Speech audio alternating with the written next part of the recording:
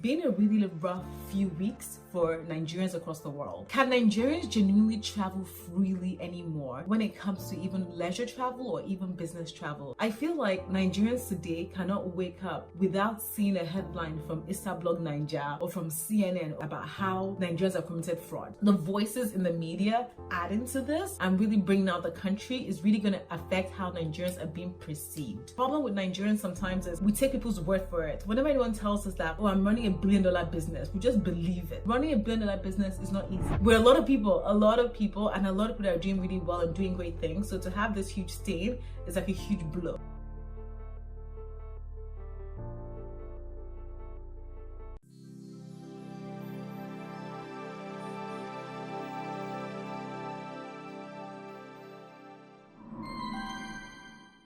Hi guys, welcome back to my channel and welcome to another edition of Naija Travel Talk. This is episode 2 of Naija Travel Talk. So if we're being honest, like it's been a really rough few weeks for Nigerians across the world.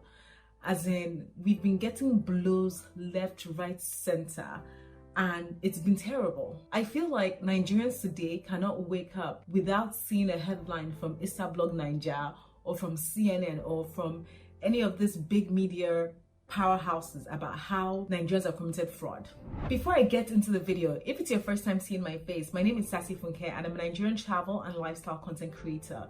On my channel, you're going to find a lot of travel related news and also a lot of flight reviews and travel vlogs to just really educate the Nigerian traveler on how to travel better, smarter.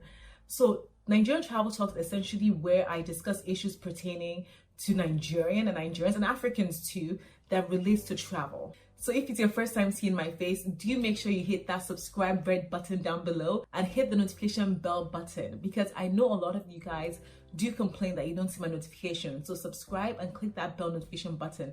And also, if you manage to watch this video to the point that you enjoy it so much, don't forget to give it a huge thumbs up. The words Obinwanne Okeke, FBI, Nigerian prince, Yahoo has probably been searched millions of time on the internet this past few weeks. So today's video is really about how all this news and all this media coverage on Nigerian, fraud is really going to affect Nigerian travel. Can Nigerians genuinely travel freely anymore when it comes to even leisure travel or even business travel? Like, are we going to see a major impact of this news on the day-to-day sort of struggle of Nigerian travelers? I would love to know your own opinion and your own thoughts about this. Like, do you think there's going to be a huge change anywhere? And if there is going to be a change, like, where will it be? Like, where do you think? Is it as in,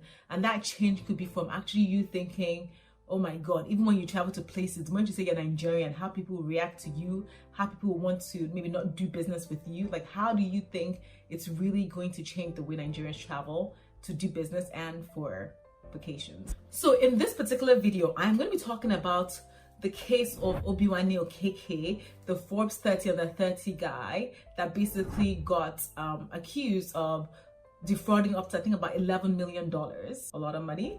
And also the recent case of, I think, the 80 or so people that were indicted by the FBI. And I think of those 80, 77 were actually Nigerians in the US. I think the fraud was up to like possibly looking to defraud up to like 40 million or so. Yes, I'm going to leave the links to the specific story so that you guys can check it out specifically. I'm only going to be touching very briefly on what happened. Aside from that, I'm actually going to also share with you what my thoughts are in terms of what is the implication of all this news on Nigerian travel. These are the things I think that is going to happen in the immediate future, and what I think, how I think Nigerians are going to be very much affected by all this news.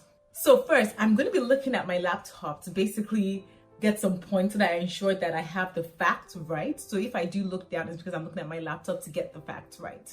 So essentially, I'm looking at this website called Quartz Africa, and I think they put a lot of media news. I'll put the link below. And the title of this particular article by Quartz Africa is "The FBI's Nigerian Email Scam Ring Bust Shows How the $1 Billion Global Fraud Has Evolved," right? So I am going to briefly talk about Obinwanne Okeke first. And essentially, Obinwanne Okeke, whose name is also Invectus Obi, is perceived to be a Nigerian businessman that sort of owns this company that has multiple holdings in construction. They do a lot of different things from their websites. He was arrested by the FBI for $11 million fraud. And he was actually a Forbes Africa contributor and also a young business leader. He has been asked to speak on a number of panels, like even on the BBC. I think some schools in the UK have asked him to speak. He has even done a TEDx talk, and he was actually the front page like cover of Forbes Africa a few years ago, I believe. What Obinwanne did was to hack into the CFO's email address of a particular company and basically authorize funds to be transferred to be paid to some legitimate and non-legitimate businesses, essentially defrauding the company of $11 million.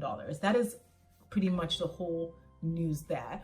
And it is crazy because this Obinwanne Okeke, I don't personally know him even on social media, but from what I've read on online, it seems that he was a little bit like, I don't know, like he sort of showed off his money quite well online. And he's, even if you go on YouTube, you can see interviews he's done with some African media houses. Yeah, like it seemed like his whole business that he does is quite fraudulent. And I think the problem with Nigerians sometimes is we take people's word for it. Whenever anyone tells us that, oh, I'm running $1 billion business, we just believe it, right? And the truth is, running $1 billion business is not easy. Being a billionaire is not easy unless you inherited it.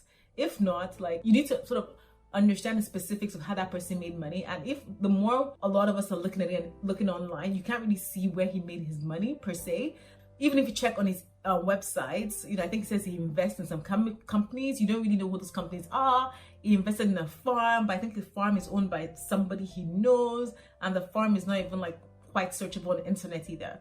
So essentially, that was a huge blow for Nigerians across the world to find out that this sort of big stain on our name. I think Nigeria is a tough, where a lot of people and a lot of people that are doing really well and doing great things. So to have this huge stain is like a huge blow. So not long after that, this comes the case of this 80 or so people that were indicted by the FBI in the US. So I'm going to read a little bit more about that on Quartz Africa, on this article on Quartz Africa. The article goes, a series of arrests by the Federal Bureau of Investigations in the US has nabbed one of the most prolific rings of Nigerian fraudsters operating in the country. While 14 arrests have been made, a 252 count federal grand jury indictment unsealed on Thursday, August 23rd, named 80 defendants charged with defrauding victims of up to $10 million in one of the largest cases of its kind in US history. The fraudsters use a variety of cyber fraud methods to attempt to steal $40 million in total from victims in 10 countries as well as the US. The unsealed indictment shows the evolving tactics of online fraudsters, which has seen them continue to dupe unwitting victims despite numerous awareness campaigns about the online scams. In the past, internet scams associated with Nigerians, known locally as Yahoo Boys, were dominated by romance scams through dating sites as well as phony email addresses from infamous Nigerian princes, but their current tactics have appeared to change. I don't know, like Nigerians across the world obviously have I've seen on social media, I've really basically like renounced that behavior because there's so many hardworking Nigerians out there that are doing amazing things. And unfortunately, this is going to have an impact. And one of the things that has happened too, I'm not sure if you guys have seen this already, but on LinkedIn, there was a CEO of one company that's based in America or so, basically put up a post, obviously his opinion, and he said that he's going to be closing his offices in Nigeria. And that's, he made some reference to how, he's been trying to help Nigerians and basically maybe implying that Nigerians are not grateful and implying that Nigerian-owned businesses are not good in a way that actually attacked the country, which I think is a very terrible thing to do because generalizing about a country is essentially insulting all of its people, right? Even the hardworking, genuine people that are doing great things across the world, right? So, and this is, I feel, comes to the section where I'm going to talk about the impact on travel, because I feel this messaging, this sort of like the voices in the media adding to this, and really bringing out the country is really going to affect how Nigerians are being perceived. But let me get into the specifics of what I think the impact on travel will be. I think specifically there'll be 4 impacts on travel. Number 1, more stringent visa application processes. I think it's going to become tougher. It's going to become tougher for Nigerians to apply for visas or for any country. We're going to probably have longer waiting times. We're going to have more rejections. And I don't think it's only just going to be for the popular countries like the US. I think even other European countries, you know, other Asian countries are going to even be more stricter to say, you know what, we do not want these people in our country. So they're going to make it tough and make the process just very like annoying for the average Nigerian that is actually, you know, genuine and trying to do something that is right. I think number 2, Nigerians are going to get more special, you know, attention at border control.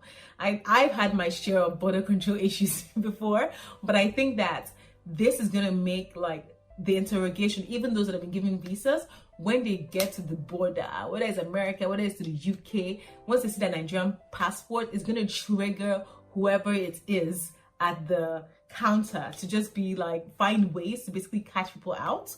I think that's just going to make the process of, you know, people wanting to travel just a lot worse. Number 3, and I think we forget this a lot, I think there's going to be worse treatment of Nigerians by locals, right? What do I mean by this? I mean that when Nigerians are actually traveling to all these local environments, whether you're traveling to London and you're exploring and you meet somebody and they ask, you know, where are you from? And you say you're Nigerian. I think all these things in the media it's going to reflect on individuals. It's not just going to reflect, they're not going to say, oh, you're like a smarter, you went to a nice school, you have the Nigerian passport, you mentioned that you're Nigerian. It's going to be a stain on you specifically. It's going to change how I think people are going to treat Nigerians. It's going to make people a lot sort of less trustworthy, a lot less open to sort of help them, a lot less open to sort of like share business opportunities with them. So I think it's going to affect very much financially and sort of economic building of individuals, Nigerians that are trying to do something positive. I think finally, the impact of all this is that it's going to encourage the sort of more affluent Nigerians to migrate and leave the country, to find ways to, whether it is to get new nationalities by investing in citizenship by investments, opportunities that a lot of countries now have. So I think those Nigerians that are rich enough are going to start making sure that they get other passports because they don't want to be sort of subjected to sort of the insult, to derogatory comments or derogatory experiences that they're going to have given this whole news. So that's genuinely what I believe. So guys, essentially that is the end of my video. I really want to know from you guys, like all this news from, you know, the Obinwanne Okeke and Victor's Obi story, the FBI indictments for the 80 people in the US, just all this negative news we're getting about Nigerian fraud. I've not even mentioned other sort of instances that fraud has been mentioned in Nigerian space, but it's mentioned a lot. What do you really think is going to be the impact? Like specifically, like what do you think, even on an individual level, how is this going to affect you as a person in your workplace? How is it going to affect you traveling? How is it going to affect your families, your children, your kids? You know, how is it going to, just let me know on a personal and also on a business, on a higher level. I would love to hear your thoughts on that. So guys, thank you so much. I really hope you enjoyed this edition of Nigerian Travel Talk. I'm so sorry it's been a while since I've done one, but as the topics come, it makes it relevant for me to do them when it's relevant than just doing it whenever. As always, don't forget to hit that subscribe button. Give this video a huge thumbs up to let me know that you love it. Thank you so much again, and I will see you guys on my next video. Bye.